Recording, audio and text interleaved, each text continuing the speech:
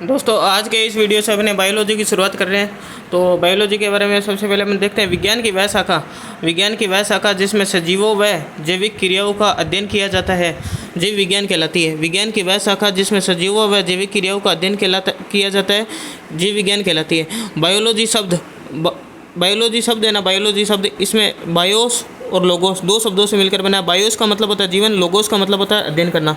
यानी बायो का अर्थ है जीवन, लाइफ, तथा लोगोस का अर्थ होता है अध्ययन होता है। अतः जीवन का अध्ययन बायोलॉजी या जीव विज्ञान कहलाता है। जीवन का अध्ययन बायोलॉजी या जीव विज्ञान कहलाता है। बायोलॉजी शब्द में एक तो बायोस है, एक लोगोस है। बायोस का मतलब होता है जीवन, लोगोस का मतलब अध्ययन करना। जीवन का अध्ययन क्या कहलाता है? बायोलॉजी कहलाता है। जीव विज्ञान शब्द का सर्वप्रथम प्रयोग 1801 में लेमार्क एवं ट्रेविरेनस नामक वैज्ञानिकों ने किया था। ठीक है, जीव विज्ञान शब्द का सर्वप्रथम प्रयोग किसने करा था? लेमार्क और ट्रेविरेनस नामक वैज्ञानिकों ने किया था। लेमार्क फ्रांस के थे, ट्रेविनेस जर्मनी के। लेमार्क और ट्रेविनेस नामक वैज्ञानिकों ने किया था। और इसके अलावा अपन को ये देना है, अरस्तु को क्या बोलते हैं? जीव विज्ञान का जनक कहते हैं। अरस्तु को क्या बोलते हैं? अपने जीव विज्ञान का जनक कहते हैं। अरस्तु को कहते हैं जीव विज्ञान का जनक।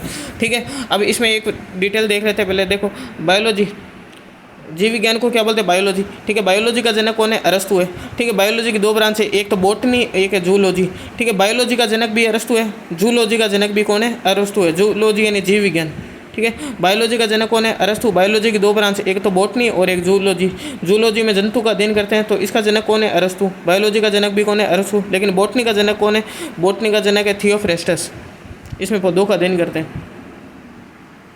तो देखो, अरस्तु को जीव विज्ञान का क्या कहते हैं? जनक कहते हैं। अरस्तु को क्या कहते हैं? Father of biology. जीव विज्ञान का क्या कहते हैं? जनक कहते हैं। बॉटनी का जनक कौन है? थियोफ्रेस्टस को। बॉटनी का जनक या पिता कौन है? थियोफ्रेस्टस को। और जूलॉजी का जनक कौन है? अरस्तु। बॉटनी का जनक कौन है? थियोफ्रेस्टस है, ध्यान रखना। बॉटनी का जनक थियोफ्रेस्टस है और जूलॉजी का जनक कौन है? अरस्तु को कहा जाता है। और आधुनिक जीव शास्त्र का जनक किसको कहा जाता है? चार्ल्स डार्विन को कहा जाता है। आधुनिक जीव शास्त्र का जनक किसको कहा जाता है? चार्ल्स डार्विन को कहा जाता है।